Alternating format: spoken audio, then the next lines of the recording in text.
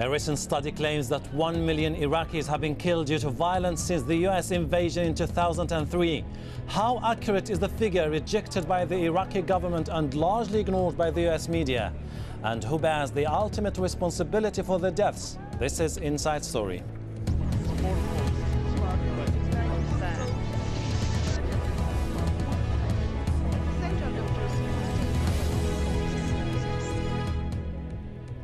Hello, I'm Hashim Ahelbara.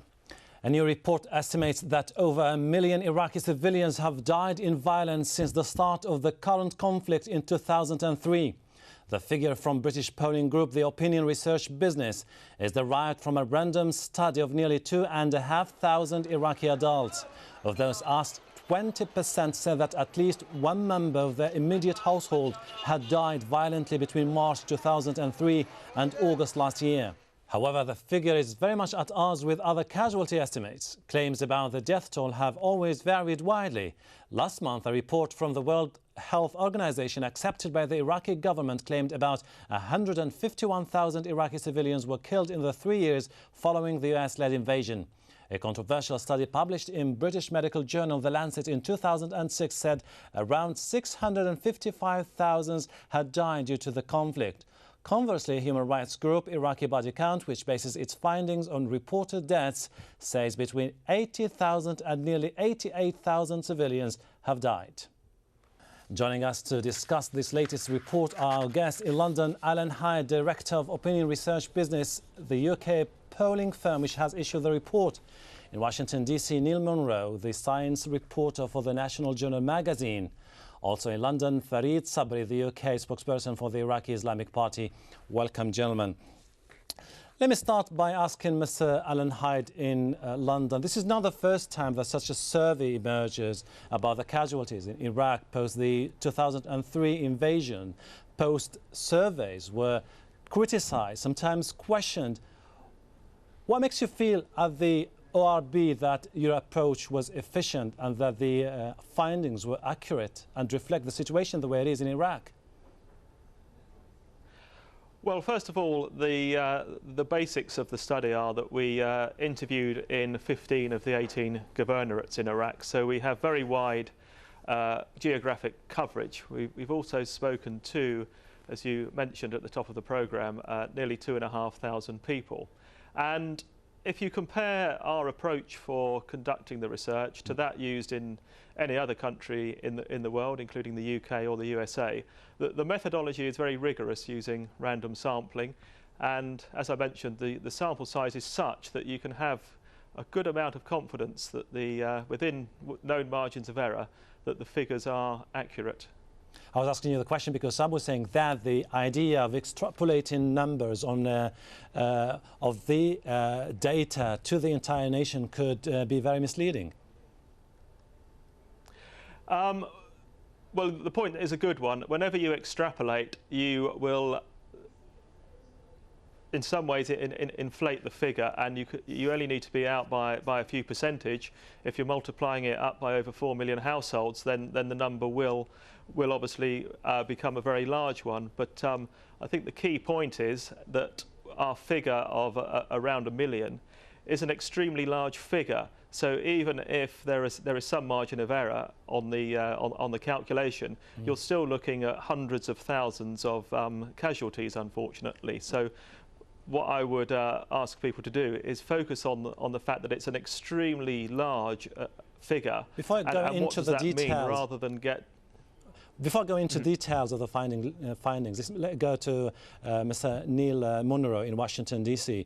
Mr. Munro, you were very critical of the 2006 Lancet findings. What do you think of the new one? Well, the same problem applies. When doing a survey in Iraq, there are no Westerners doing this. This ORB survey was actually done by an Iraqi firm. And just like the 2006 Lancet study, we have no evidence that the Iraqi firms are actually telling the truth. They do not provide the data to outside researchers, usually. They do not provide photographs or demographic information. And so it's not science. It's a claim, unverified and unvalidated. And I would note that if the claim is true, then news organizations like Al Jazeera have missed 90% of the car bombs that have supposedly exploded in Iraq. Your guys who stand on the top of hotels in Baghdad would have to be blind and deaf and dumb not to have seen all the car bombs. The Orb study says something like 200,000 people or 250,000 people were killed by car bombs. There could be something like 4 or 5 car bombs Mr. a Monroe, day. there could be an answer TV guys cannot miss this. There could be an answer to that. As you know, the situation has been very chaotic in Iraq for the last 5 years. And, you know, there was an impressive underreporting of stories of death and No, feudings we don't in Iraq. know that. But before that, how can we question two firms, the Lancet or the ORB, with impeccable record in the past? How do you know they have an impeccable record? You just choose to believe them. You should look at the data. If you look at my story, and you can find it on the web, it's called Data Bomb. You'll find out that the Johns Hopkins Lancet study had no Americans in the country. There is no validating information. Both studies were done by people of great questionable value. For example, the ORB study was done by an ex-Ba'athist who told me, I spoke to him on the phone. He said, I do this polling because I want to drive the Americans out of the country. I was shocked when the Americans came in 2003, and I am still opposing them. At the time, ORB's pollster was working for Saddam Hussein in the National Defense College, teaching people about American politics. Why should we believe him if he doesn't provide photographs and other detailed evidence? There is no reason. He says he's already fighting. He's only fighting with data now, not bombs. Let's go to another voice, Mr. Farid Sabri of the Islamic Party based in London. What do you think of the findings? Well, I think I'm not a statistician, but from anecdotal evidence, we could see that in Iraq there is at least 4.5 million people who are refugees. Cities has been destroyed like Fallujah and Diyala and other cities. I think this report probably nearer to the truth, because don't forget the bombs is not just in Baghdad. Al Jazeera is not in Baghdad or Basra or Fallujah or Ramadi or Diyala. The number of killings in Baghdad alone in the past 17 months by the militias, they killed about 50,000 young men between the ages of 16 and 35. So I think probably this is nearer to the truth. But don't forget, the Iraqi government stopped counting the previous Iraqi governments stopped counting the number of dead about 3 years ago. So in the absence of evidence, I mean, you have to believe what is in your hands now from people inside Iraq, because as I said, you have the vast number of refugees, and those refugees are because of the violence, and the violence is so huge that they must have driven the 4 million refugees for a reason, and the reason is the killings. Mr. And the killings is not just in Baghdad as well. Okay, Mr. Allen, the cluster sampling based on the very idea of face-to-face interviews has some shortcomings, as Mr. Monroe stated before. You were facing a lot of problems like the insecurity in many parts of Iraq. You missed 3 governorates out of the 18 governors in Iraq. And it's very difficult also to believe that you got very sense of the reality with people who are afraid to tell the truth in Iraq. How can you sell your story to the world? Well, coming back on that and some of the other points, if somebody simply says, I don't believe that you did the work, there's very little that you can do to convince them otherwise. But we see many opinion polls coming out in the USA about the primaries. We don't ask for photographic evidence that that's been done. We accept it. If we're not prepared to accept that the work was actually done, then we'll find it hard to have a sensible discussion.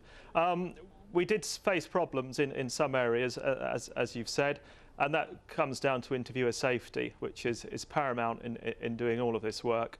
In 2 of the governorates, it was considered too dangerous to conduct the operations. In one area, in Erbil, in the Kurdish north, it simply came down to bureaucracy, and the authorities said that we needed permits. We actually do have those now, so we can conduct work there.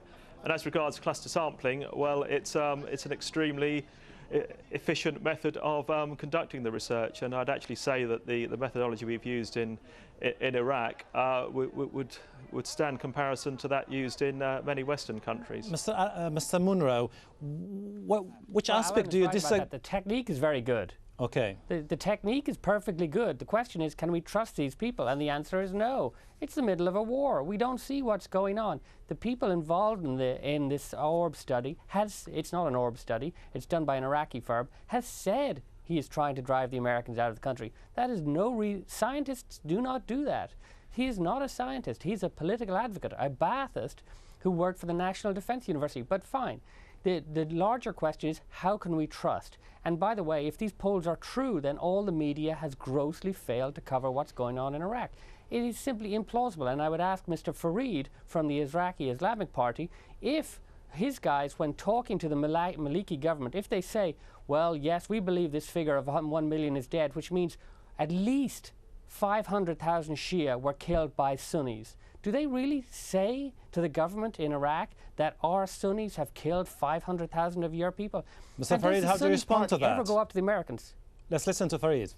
Well, first of all, what's happening in Iraq is the input of Iran, Syria, and other countries, and the occupation. So it's not the matter of Sunnis killing Shias. The car bombs has been carried out by, for example, Al Qaeda, who's been supported by Iran. So and the militias who are Shias, and they are killing Sunnis, and I'm sure there is Sunnis are killing Shias. So it's not a matter of Shias killing Sunnis. Definitely, everybody's killing everybody in Iraq for foreign agendas or for religious agendas.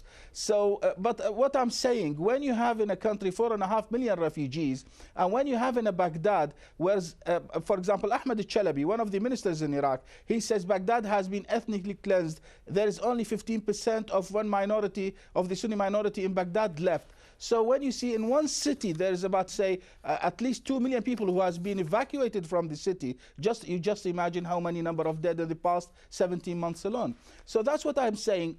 I'm asking another question. Why would the Iraqi Mr. Fareed government... will definitely go back into details about the implications of the findings, but now time for a short break. And when we come back, we'll look further into the significance of the report and its timing, and ask whether it has any relevance to the US elections campaigns. Stay with us.